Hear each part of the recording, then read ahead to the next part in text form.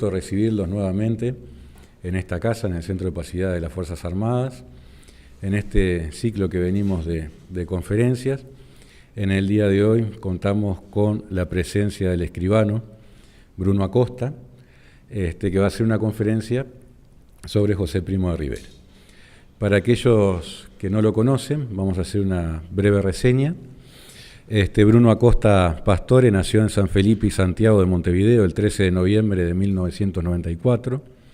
Es escribano público por la Universidad Católica del Uruguay. Es hace un lustro profesor de Derecho y Ciencias Políticas. Ha dictado también clases de historia a nivel liceal y particular. Es fundador de la revista digital Verdad y del canal de YouTube Movimiento Verdad.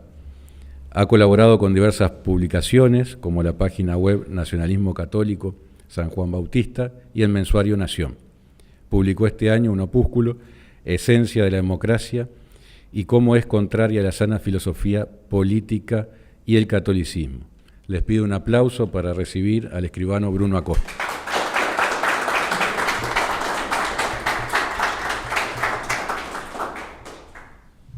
Muchas gracias, en primer lugar, para ustedes que han tenido la generosidad de asistir a esta charla, y me encomiendo particularmente por lo que sigue, por lo que voy a decir, al Espíritu Santo y a la Santísima Virgen.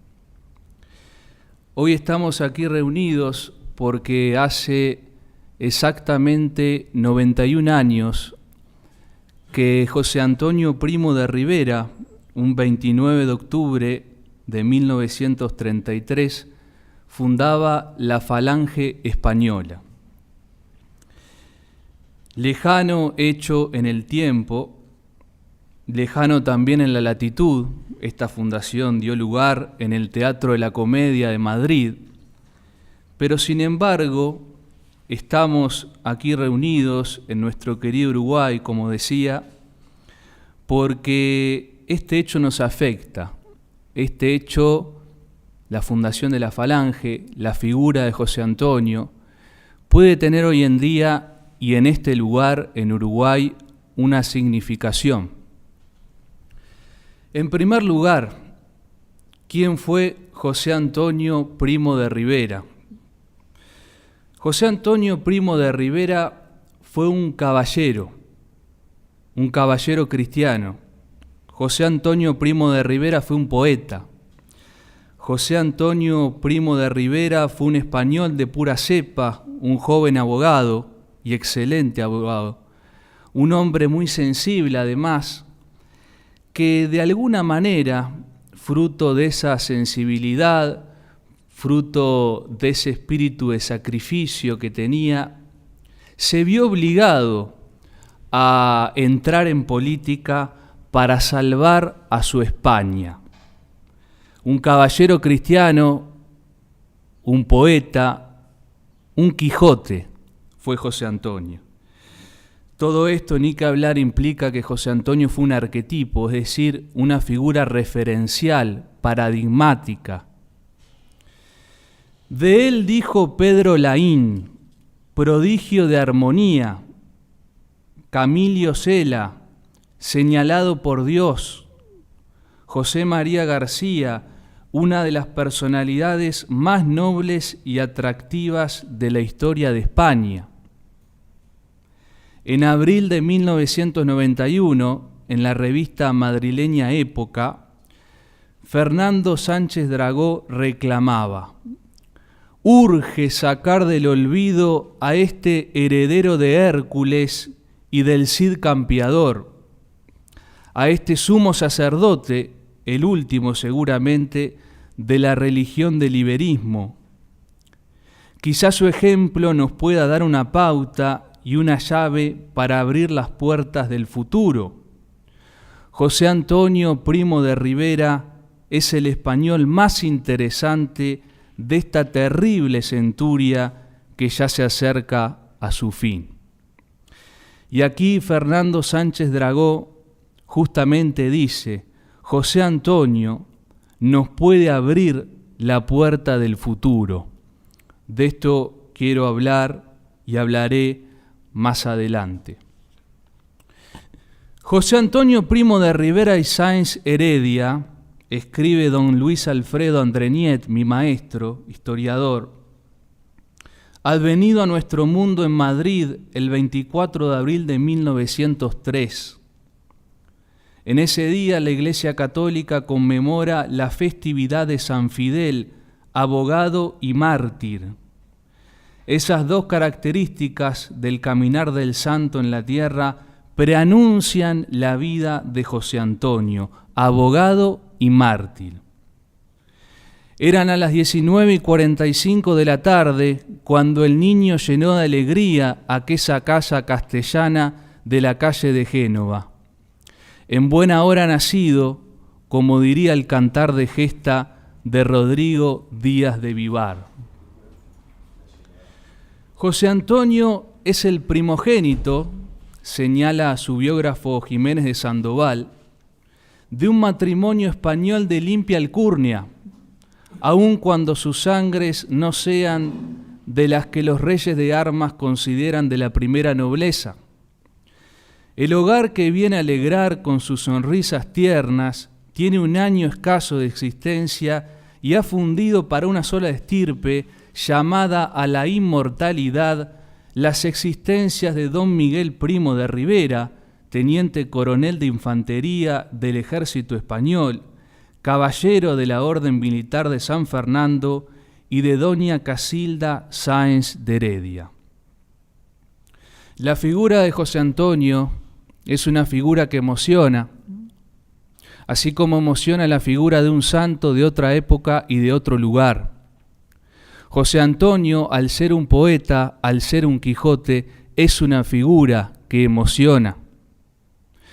José Antonio funda su falange para salvar a su España del marxismo y del liberalismo, es decir, de la ruina que hoy padece, y muere mártir, fusilado vilmente por los rojos, por los marxistas, el 20 de noviembre de 1936 en la cárcel de Alicante, a la edad de Cristo, de 33 años.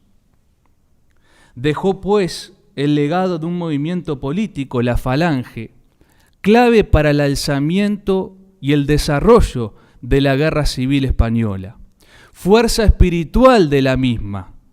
Y al triunfar, gracias a Dios, el bando nacional frente al comunismo, tuvo España 40 años de paz y de estabilidad, y sobre todo de catolicismo.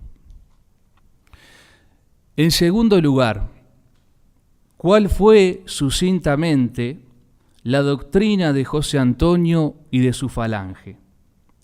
¿Y hasta qué punto puede aplicarse hoy en nuestro Uruguay? Veamos dos al menos de sus pilares doctrinales. Primer pilar doctrinal, la idea de unidad frente a la de división.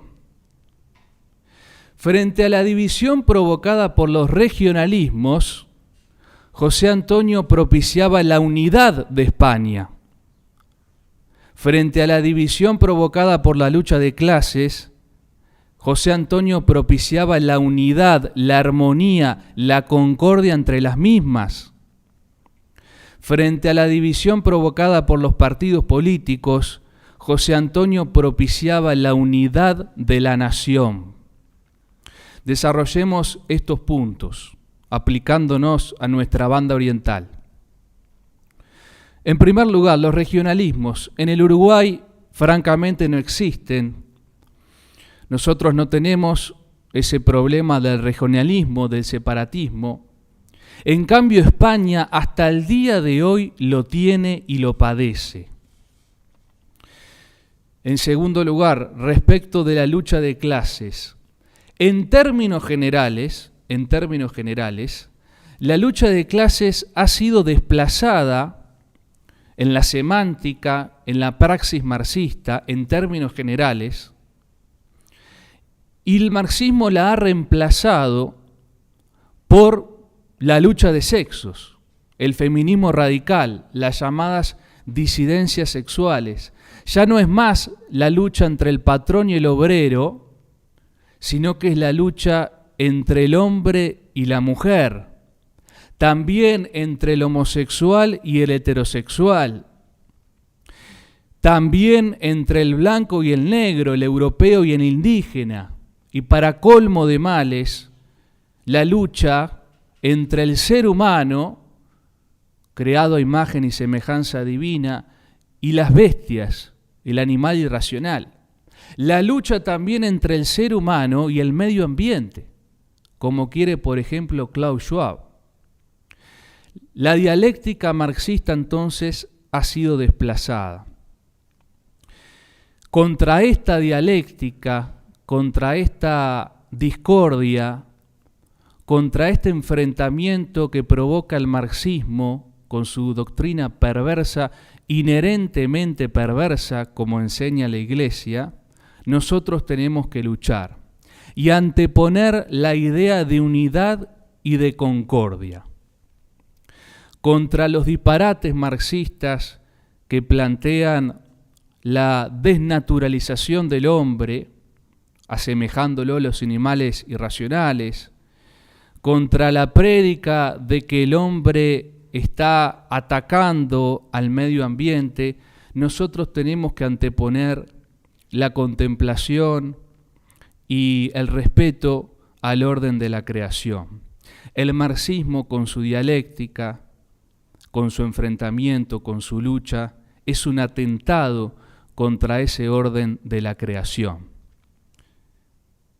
Es decir, finalmente, y como resumen de este segundo punto, diríamos que tenemos que anteponer la teoría de la unidad frente a la discordia, ya sea de la lucha de clases, de la lucha de sexos, etc.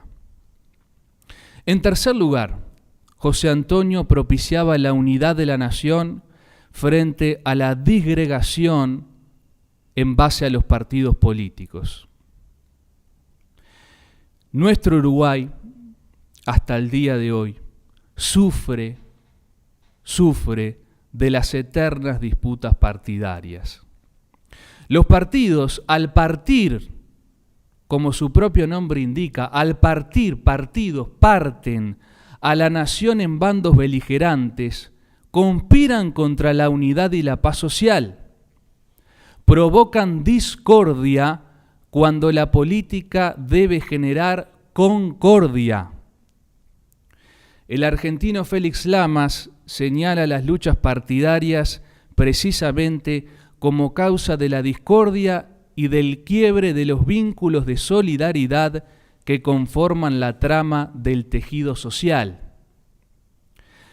Dice gráficamente Félix Lamas, el régimen liberal partidocrático, ese que tenemos ahora en el Uruguay, es una forma de institucionalización de la discordia, de institucionalizar la discordia.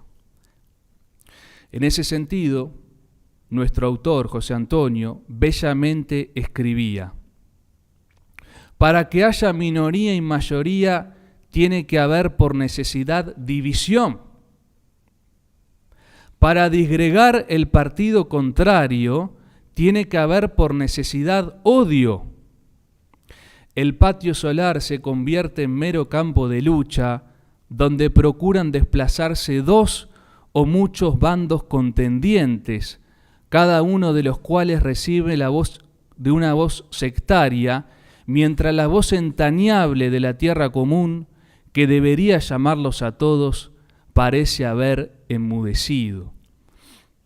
Nos está diciendo José Antonio, la lucha propiciada, el enfrentamiento, la disgregación propiciada por los partidos políticos genera odio, genera división, genera que las personas olviden esta consigna que llevan en su conciencia de unirse bajo la tierra común, de unirse bajo la patria.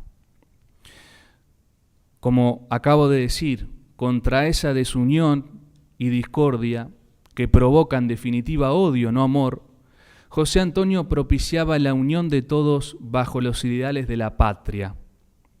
La política, noble oficio, no debería estar manchada por las vilezas partidocráticas, puesto que es de lo más excelso, de lo más noble que puede desarrollar una persona. Como enseñaba el Papa Pío XI, el dominio de la política, que mira los intereses de la sociedad entera, es, bajo ese aspecto, el campo de la más vasta caridad, de la caridad política, de la que podemos decir que ninguna la supera, salvo la de la religión.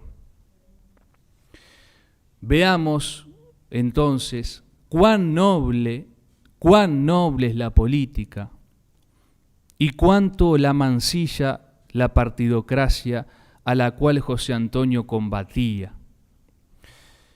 Es muy común escuchar a gente honesta, a gente buena, decir: no te metas en política, la política es mala, la política es perversa. En puridad lo que están diciendo es: no te metas en política partidaria. Ese error lo tenemos que combatir, porque la política con mayúsculas, como acabo de decir, la contribución de una persona al bien común es lo más excelso que se puede practicar, detrás de la caridad religiosa, como decía el Papa Pío XI. En ese sentido, gráficamente señalaba en su discurso de fundación de la Falange, que estamos conmemorando hoy, José Antonio, que desaparezcan los partidos políticos, que desaparezcan los partidos políticos. Nadie ha nacido nunca miembro de un partido político. En cambio, nacemos todos miembros de una familia, somos todos vecinos de un municipio, nos afanamos todos en el ejercicio de un trabajo. Pues si esas son nuestras unidades naturales, si la familia, el municipio y la corporación es en lo que de veras vivimos, ¿para qué necesitamos el instrumento intermediario y pernicioso de los partidos políticos que para unirnos en grupos artificiales empiezan por desunirnos en nuestras realidades auténticas? La política, entonces, se realiza verdaderamente no a través de los partidos políticos, elementos que para unirnos en grupos artificiales empiezan por desunirnos en nuestras realidades auténticas, sino por intermedio de los cuerpos intermedios, naturales, auténticos, la familia, el municipio, la corporación. Los partidos políticos provocan enfrentamientos, discordia, cuando la política bien concebida, como he dicho, debe procurar concordia y unidad, la amistad civil, que diría Santo Tomás, la amistad civil. Estamos muy lejos de ese concepto por culpa de la partidocracia. Segundo pilar doctrinal de José Antonio y la Falange: lo malo son las instituciones democráticas, parlamentarias, liberales, no las personas. En la biografía apasionada de José Antonio por Jiménez de Sandoval se lee: José Antonio cree lo contrario, los hombres son aceptables aún con sus grandes defectos. Las que son profundamente malas son las instituciones traídas por el liberalismo, la monarquía constitucional, parlamentaria, el sistema bicameral, el voto, los partidos. Si los políticos están corrompidos, no es por maldad propia, sino por el ambiente agobiante de las instituciones a las que sirven. Por eso José Antonio sale a la vida pública a combatir a todas esas instituciones que esconden la verdadera España y anulan todas las posibilidades de los hombres públicos. José Antonio, así, descreía de la democracia liberal, dogma moderno, y del parlamentarismo, los combatía. No creía que lo malo fueran los políticos, las personas, sino el sistema.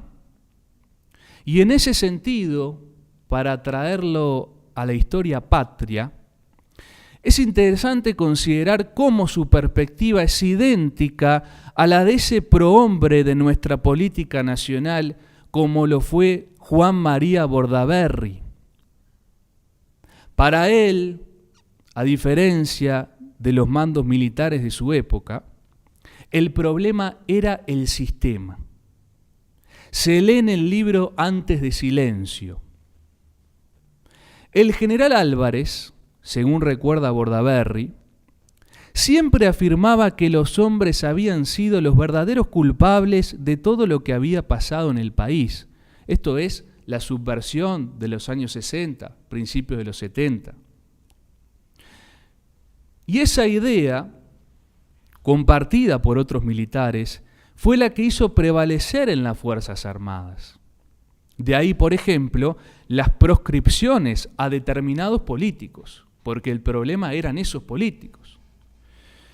La respuesta que Álvarez recibía de Bordaberry era que lo malo en realidad era el sistema. Las preguntas que Bordaberry les hacía a los militares se dirigían a que trataran de explicarle cómo harían para evitar que se repitiera todo lo que había pasado. Que volvieran otra vez los partidos políticos, incluido el comunista.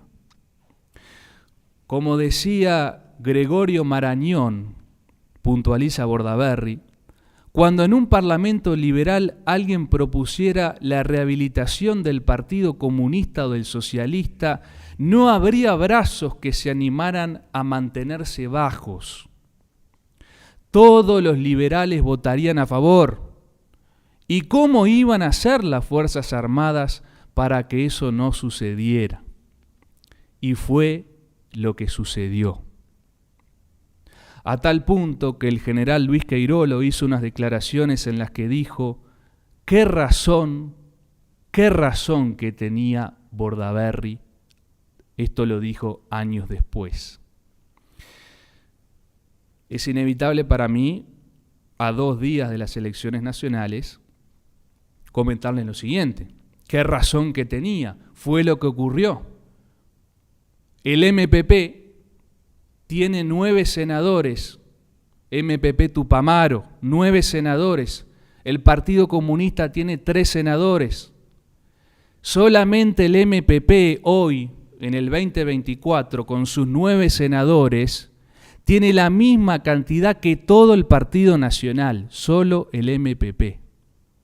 ¿Qué razón que tenía Bordaberry? En tercer lugar, es un poco el nombre de esta charla, el espíritu de José Antonio y de su falange. ¿Hasta qué punto puede aplicarse ese espíritu al nacionalismo de hoy? La fuerza política que creó José Antonio se puede extrapolar perfectamente a otros países, con sus matices y actualizaciones al siglo XXI. Al día de hoy, al Uruguay. Recuérdese que José Antonio toma mucho del fascismo italiano, es decir, trae de otro país el espíritu de la falange y lo pone en España. Lo mismo podría hacerse hoy entre nosotros, aquí.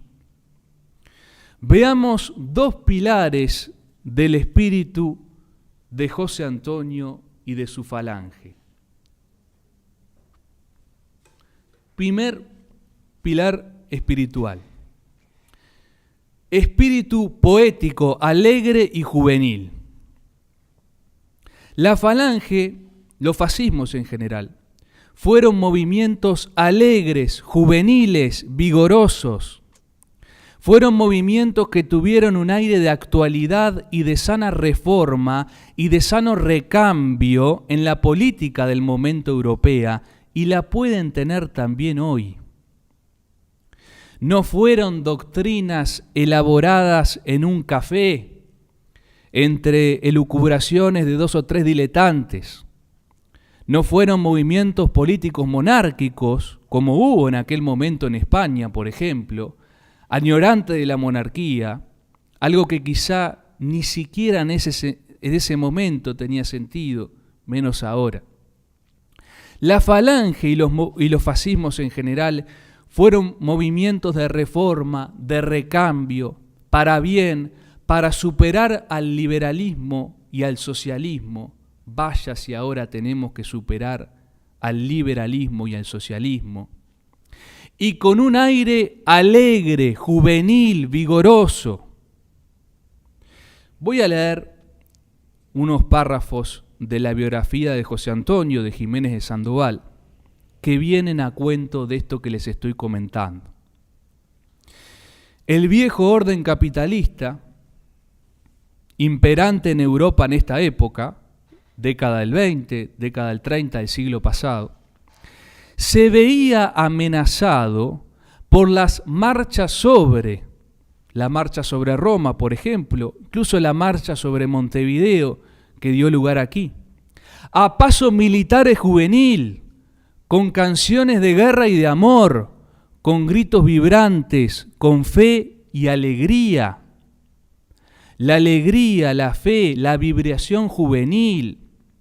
Este movimiento que creó José Antonio tenía mucho de esto, además de la recta doctrina, por supuesto, además de su crítica al liberalismo, al socialismo, a la partidocracia que ya vimos. José Antonio tuvo esa visión de que había que crear algo nuevo con los ideales perennes. Hay que escuchar Cara al Sol, el himno de la Falange, esa expresión poética, esa alta manera de ver las cosas, ese volverá a reír la primavera, esa esperanza. Estos movimientos fascistas, en concreto el de la Falange, tenían esa virilidad que conmueve y que mueve y que por ello se pueden aplicar hoy también.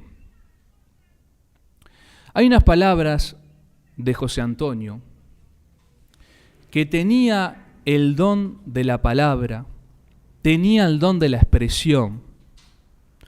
Al final de su discurso de creación de la Falange, donde afirma: yo creo que está alzada la bandera, termina diciendo. Ahora vamos a defenderla alegremente, poéticamente. A los pueblos no los han movido nunca más que los poetas. Y ay del que no sepa levantar frente a la poesía que destruye, la poesía que promete.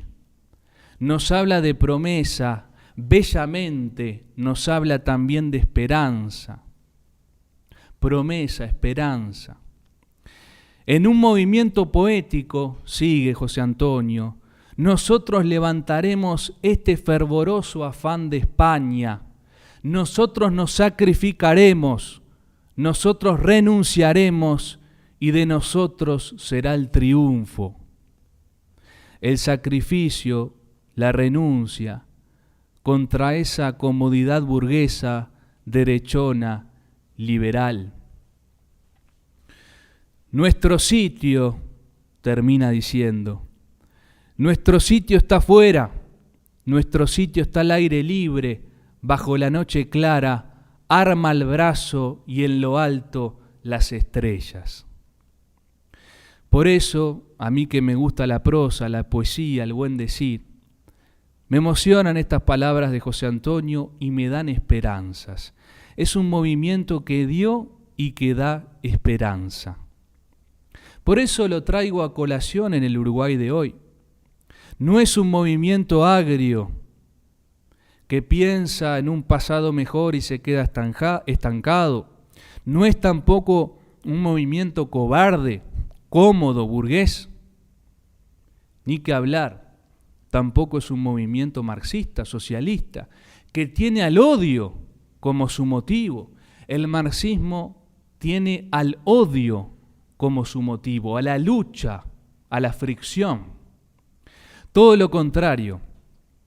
Acá está el amor, acá está la esperanza, acá está la unión. Segundo pilar espiritual, espíritu de sacrificio. Hay que llamar a los jóvenes de hoy, y aquí, gracias a Dios, contamos con la presencia de jóvenes como lo hacía José Antonio, a la renuncia, al sacrificio, al arrojo y la valentía. Así lo expresa plásticamente en su artículo Señoritismo. El señorito, escribe José Antonio, el señorito es la degeneración del señor, del hidalgo que escribió, y hasta hace bien poco, las mejores páginas de nuestra historia. El señor era tal señor porque era capaz de renunciar, esto es, dimitir privilegios, comodidades y placeres en homenaje a una alta idea de servicio. Nobleza obliga, pensaban los hidalgos, los señores, es decir, nobleza exige, obliga. Acá viene la parte clave. Cuanto más se es, más hay que ser capaz de dejar de ser. Ese es el ideal caballeresco y noble. Cuanto más se es, más hay que ser capaz de dejar de ser. Y así, de los patronos de hidalguía, salieron los más de los nombres que se engalanaron en el sacrificio. Y en su discurso de fundación explicaba: pero nuestro movimiento no estaría del todo entendido si se creyera que es una manera de pensar tan solo. No es una manera de pensar, es una manera de ser. No debemos proponerlo solo la construcción, la arquitectura política. Tenemos que adoptar ante la vida entera, en cada uno de nuestros actos, una actitud humana profunda y completa. Esta actitud es el espíritu de servicio y de sacrificio en el sentido militar de la vida. No es ese, evidentemente, el espíritu que prima en nuestra clase política en términos generales.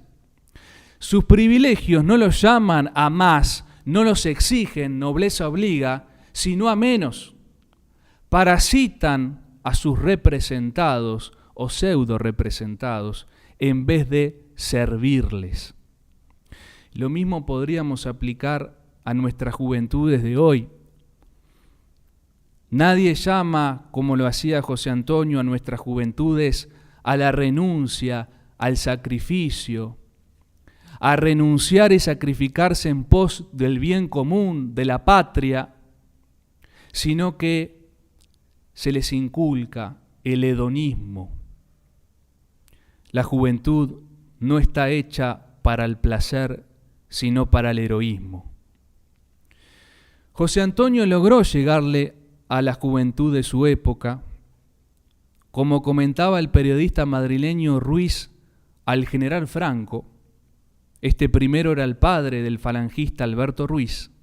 José Antonio ha operado sobre una masa inerte, tan fría como es la generación de jóvenes españoles de ahora, frívolos, adocenados, sin pulso ni ideal siquiera, y ha hecho de ellos en pocos meses una falange con alma y cuerpo, corazón y voluntad de titanes, de héroes.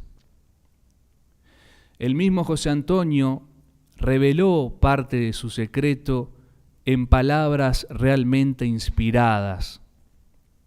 Ningún régimen se sostiene si no consigue reclutar a su alrededor a la generación joven en cuyo momento nace. Y para reclutar a una generación joven hay que dar con las palabras justas, hay que dar con la fórmula justa de la expresión conceptual. Dios no permita dar con esa fórmula justa de la expresión conceptual. Un nuevo movimiento político nacionalista deberá constituirse con esas formas alegres, juveniles, vigorosas, valientes, sacrificadas, dando con la fórmula justa de la expresión conceptual que logre llegar a la juventud, aunada necesariamente con la doctrina perenne como la de la Falange y la de José Antonio. Terminemos evocando cristiana y virilmente en este mes de la hispanidad y del nacionalismo que es octubre, a nuestra patrona y guía, para que por su intercesión permita gestar un fuerte movimiento nacionalista aquí en el Uruguay, que contribuya a frenar el avance revolucionario y a devolverle a Dios su señorío sobre la política. Ay, virgencita que luces, ojos de dulces miradas, pues viste llegar espadas que dieron paso a las cruces. Mira tus tierras amadas, y si hoy arrancan las cruces, brillen de nuevo las luces del filo de las espadas. Muchas gracias.